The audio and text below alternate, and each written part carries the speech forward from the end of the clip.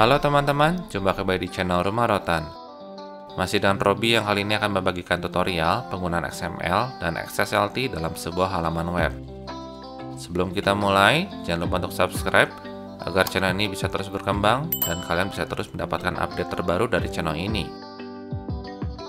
XML merupakan salah satu bentuk yang dapat digunakan untuk pengiriman dan penyimpanan data selain JSON. XML sendiri merupakan singkatan dari Extensible Markup Language. Tag-tag dalam XML ini tidak memiliki standar seperti tampilan yang sedang kita lihat, sehingga kita dapat menentukan sendiri nama tag dalam file XML. Untuk mempelajari XML, kita akan berkenalan dengan XML tree. Di sini saya memberikan gambaran dan contoh isi daripada sebuah XML. Setiap XML akan memiliki root elemen. Pada studi kasus yang saya berikan, root elemen tersebut adalah bookstore. Dalam elemen bookstore akan terdapat banyak data dari elemen book, sehingga tercipta hubungan parent dan child antara kedua elemen tersebut. Setiap elemen dapat berisi elemen yang lain, sebagai contoh di dalam elemen book, dapat memiliki elemen title, author, dan lain-lain. Setiap elemen juga dapat memiliki atribut. Dalam studi kasus ini, atribut tersebut adalah kategori dan lang.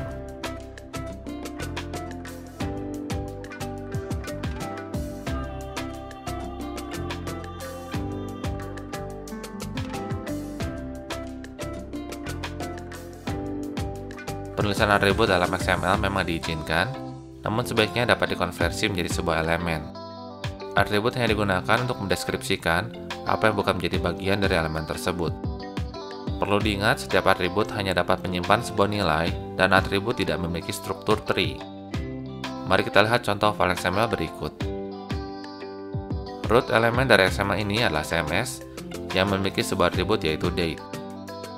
Date ini dapat dikonversi menjadi sebuah elemen dari XML dengan cara menghapus atribut tersebut dan menuliskannya kembali dalam bentuk tag.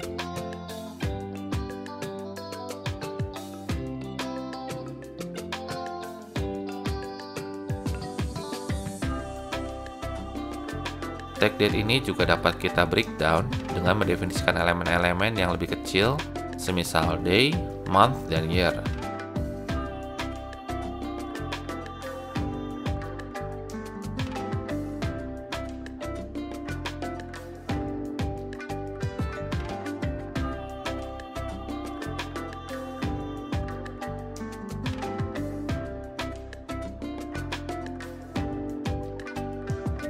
Setiap XML yang ditunjukkan dalam video ini sudah berupa well-formed XML.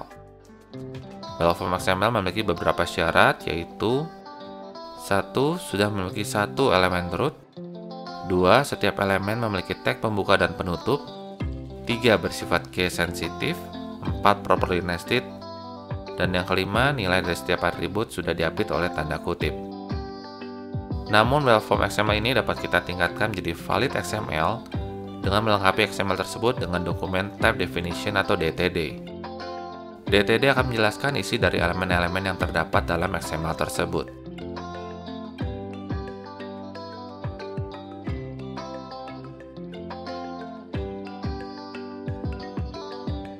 Sebagai contoh, elemen bookstore akan berisi banyak elemen book. Hal ini dinyatakan dengan adanya tanda plus di belakang dari book pada pendefinisian elemen bookstore. Elemen book akan berisi elemen-elemen lainnya yaitu ISBN, title, author, dan price.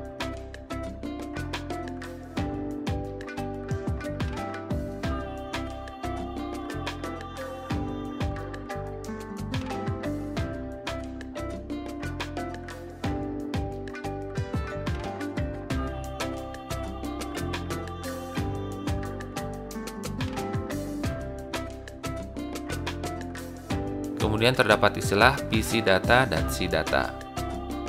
PC data singkatan dari parse karakter data, sehingga isi dari elemen dari PC data dapat diparsing kembali dalam bentuk XML. C data adalah unparsed karakter data. Isi dari elemen ini tidak akan diparsing dalam bentuk XML, sehingga biasanya hanya akan menjadi sebuah atribut saja. Default dari seluruh XML yang dibuat adalah PC data, kecuali dinyatakan bukan oleh DTD.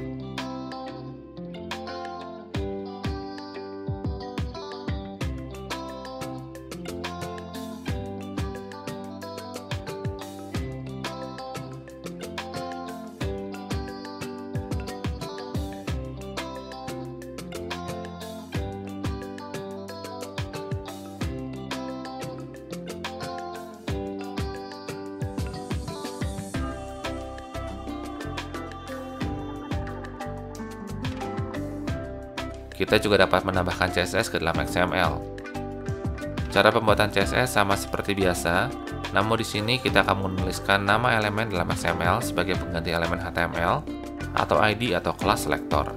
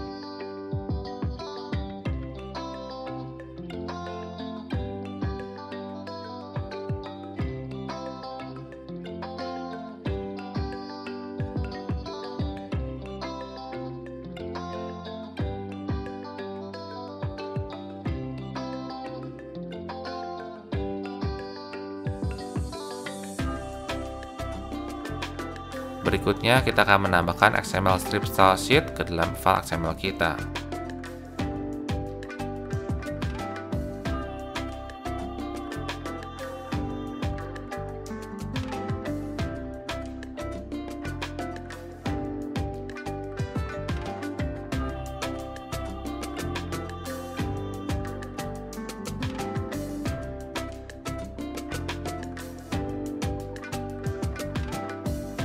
Selain menambahkan CSS, kita juga dapat melakukan format ulang atas XML yang dimiliki menjadi sebuah halaman web HTML dengan Extensible Stylesheet Language Transformation atau XSLT.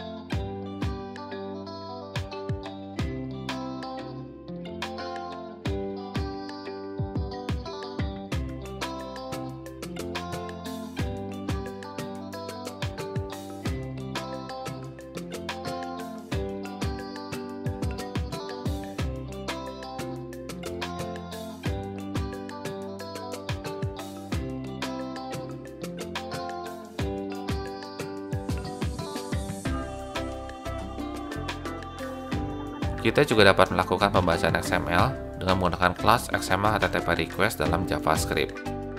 Untuk itu, saya akan membuat sebuah file XML yang berisi data kontak.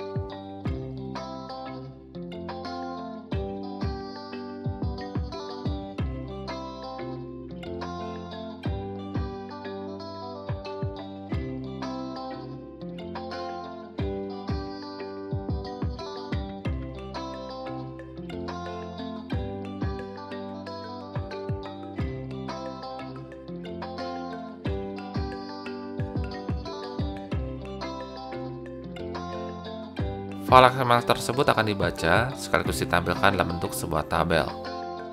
Pembuatan tabel tersebut dilakukan dengan menggunakan JavaScript.